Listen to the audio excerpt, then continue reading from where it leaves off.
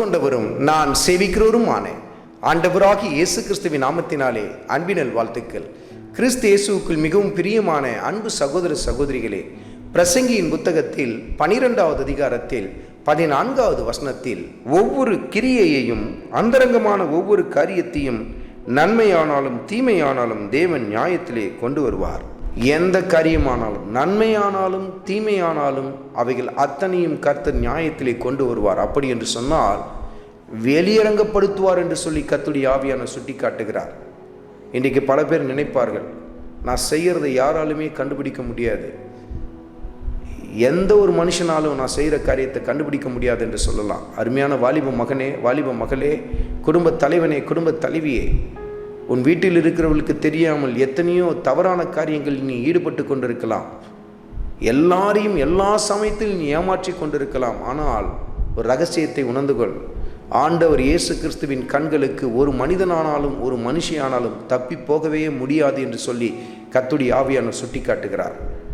குடும்ப தலைவனே, குடும்ப தலைவியே, உன் கணவனுக்கு தெரியாமல், உன் மனைவிக்கு தெரியாமல் கர்த்தருக்கு பிரியமற்ற அருவருப்பான காரியங்களை நீ செய்து கொண்டிருக்கலாம். நீ நினைக்கலாம், நான் இவர்களை ஏமாற்றி விட்டேன், ஒரு கண்களும் என்னை காணவில்லை என்று சொல்லி நீ நினைக்கலாம்.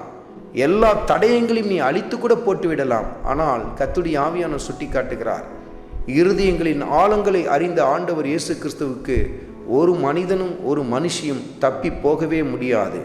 நன்மையானாலும் தீமையானாலும் சகலத்தையும் அவர் நியாயத்திலே கொண்டு வந்து நிறுத்துவார் என்று சொல்லி கர்த்தருடைய ஆவியானவர் சுட்டி காட்டுகிறார். அருமையான மகனே, அருமையான மகளே, உன் அந்தரங்க வாழ்க்கையை எல்லா சமயத்திலும் பரிசுத்தமாய் பாதுகாத்துக்கொள் என்று சொல்லி கர்த்தருடைய ஆவியானவர் சுட்டி காட்டுகிறார். தனிமைப்படுத்தப்பட்ட நேரங்களில் உங்கள் சரீரத்தை பாவத்திற்கு உட்படுத்தி உங்களை தீட்டுப்படுத்தி கொள்ளாதிருங்கள். ஒரு மனிதனும் என்னை கண்டுபிடிக்க முடியாது என்று சொல்லி உங்களையே தேற்றிக் கொண்டிருக்காதிருங்கள். கர்த்தருடைய ஆவியானவர் உங்களோடு கூட இடைபடுகிறார். அருமையான மகனே, அருமையான மகளே, உன் வாழ்க்கையிலே எல்லா சமயத்திலும் பரிசுத்தத்தை பத்திரப்படுத்தி என்று சொல்லி கர்த்தருடைய ஆவியானவர் சுட்டி காட்டுகிறார்.